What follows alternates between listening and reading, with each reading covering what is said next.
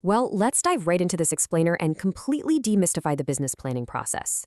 If you've ever had a brilliant, totally game changing idea, but felt completely stuck on how to turn it into a breeding, fundable reality, yeah, you're in the exact right place. We're going to take all that raw passion and shape it into a concrete roadmap, something you, your team, and most importantly, potential investors can actually follow all the way to success. To get there, we'll hit 6 key stops today. First up, the business blueprint. Second, solving a real problem. Third, surveying your target market. Fourth, building the business engine. Fifth, mastering the financial numbers. And finally, number 6, pitching your final plan. All right, let's kick things off with part 1, the business blueprint, establishing the foundation. There's this fantastic resource, the War Library Guide to Business Planning, and it proves something super important. A business plan isn't some terrifying 50-page corporate snooze fest meant just for massive conglomerates. Not at all. It's actually a super practical roadmap for your journey. Really, it just answers 3 vital questions. Where are you right now? Where do you want to go? And exactly how are you going to get there? Think of it literally like building a house. You wouldn't just start throwing bricks together without a blueprint, right? As the old saying goes, a goal without a plan is only a wish. Look, it doesn't matter if you're a fashion accessory seller in Lagos dreaming of a massive expansion to Port Harcourt, a student in Accra launching a brand new tutoring platform, or a crypto investor out in Abuja. Ideas alone, they don't build businesses. The magic only happens when those ideas are structured into a really clear, actionable plan. Moving on to part 2, solving a real problem, finding your purpose. Here's the thing. Every single great business absolutely must solve a genuine frustration. Instead of just waking up and vaguely deciding, you know what, I think I'll sell food because other people are making money doing it, you need to use the problem-solution formula. Basically, find a specific gap in the market and create a solution that gives a real, tangible benefit. Think about it. The absolute nightmare of waiting in endless bank queues, that directly birthed mobile banking apps. A total lack of time to shop? Boom, grocery delivery services. Your idea has to be the exact aspirant to a headache your customers are dealing with right now. Now, before you drop a single Naira or CD on inventory or rent or fancy branding, you have to grill yourself with one ultimate make or break question. Are people actually willing to pay for this? Seriously, you have to validate your idea. Go out and actually talk to potential customers, study what your competitors are doing, or maybe even try selling a tiny test version of your product first, just to see if people will actually open their wallets. Okay, part 3, surveying your target market, knowing your customer. This is where we survey the land to figure out exactly who you're selling to. A huge rookie mistake is saying, well, everyone is my customer. Look, if you try to sell to everybody, you're going to end up selling to nobody. To avoid that trap, you build what's called a customer persona. So meet Amina. She's 30, works as a super busy banker in Abuja, has literally 0 time to cook, and desperately needs healthy meals delivered to her door. See what we did there? When you give your target market a real face, an income bracket, and specific frustrations, suddenly your entire marketing strategy becomes incredibly sharp and focused. Oh, and alongside knowing your customer, you also have to study your competitors using a SWOT analysis. Now, I know a lot of beginners totally freak out about competition, but actually, competition just proves that people actually want what you're selling. By mapping out the strengths and weaknesses of other businesses, you can figure out exactly how to stand out. And when you identify opportunities, like some cool new tech, alongside threats, like a shifting economy, you start spotting massive gaps in the market. Maybe you can offer way faster delivery or just drastically better customer service than anyone else out there.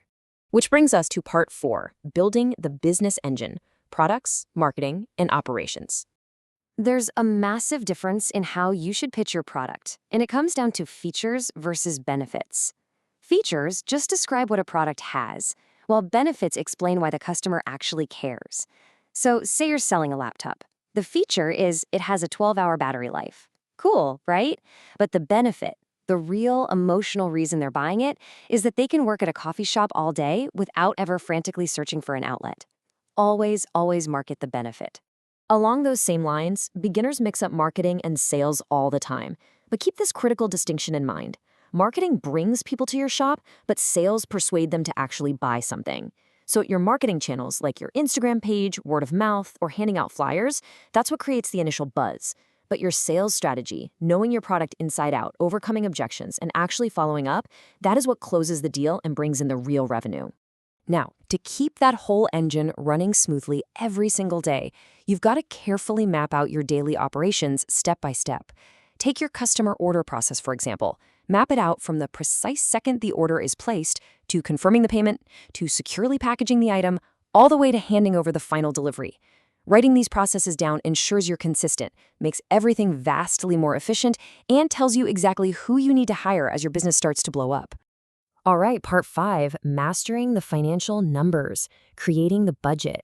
This is where we translate all that passion into hard financial reality. Because let's be honest, passion doesn't pay your rent or your suppliers. When you finally sit down across from an investor or a bank manager, they're going to ask you one main question, and you absolutely cannot afford to hesitate. So, how are you going to make money? You need to know your revenue forecast inside and out, which is really just your estimated number of customers multiplied by your average selling price. And to answer them with total confidence, you have to lay out a clean, realistic startup budget. You need to meticulously track your fixed costs, like shop rent, which you're paying no matter what happens, and your variable costs, like your inventory and packaging, which go up as you sell more stuff. Breaking everything down, from your equipment to your marketing to your basic registration fees, shows investors that you truly understand the heavy financial lifting required to run this operation. Throwing out a highly specific total figure, like, say, 1.2 million naira, proves to an investor that you know exactly how much capital you need to get this thing off the ground. You aren't just blindly guessing and crossing your fingers. It shows you've done the hard math and know the precise resources required to launch successfully. And once you have your budget dialed in, you absolutely must calculate your break-even point. This is that magical, specific moment where your business revenue perfectly matches your expenses, meaning zero profit, but hey, zero loss. Knowing this metric is absolutely crucial. It tells you exactly how many items you need to sell just to keep the lights on. Because the second you pass that exact number, that's when the real profits start rolling in, and that proves to anyone reading your plan that your business model actually works. And finally, part 6, pitching your final plan, the grand tour. Think of your executive summary as the blockbuster movie trailer for your business. It's usually just a punchy 1 to 2 page overview. But here is the wild part. Even though it sits at the very front of your document, you absolutely must write it last. It condenses all your market research, your big competitive advantage, and your financial highlights into this tight summary that hooks the reader instantly and very clearly states what kind of funding you're looking for. Now, outside of the written document, you also have to boil all this hard work down into a killer 1-minute elevator pitch that you can deliver literally anywhere. I mean, if you happen to step into an actual elevator with a high-profile investor, you need to be able to look them right in the eye and clearly state what you do, who you serve, and why it matters, all before those doors open again. Because at the end of the day, an idea without a structured blueprint is really just a dream. You know, some of the absolute greatest companies in the world started out as just scribbles on a cafe napkin. But they grew because those founders took the time to plan, to adapt, and to build properly. The future truly belongs to those who prepare for it. So what's your plan?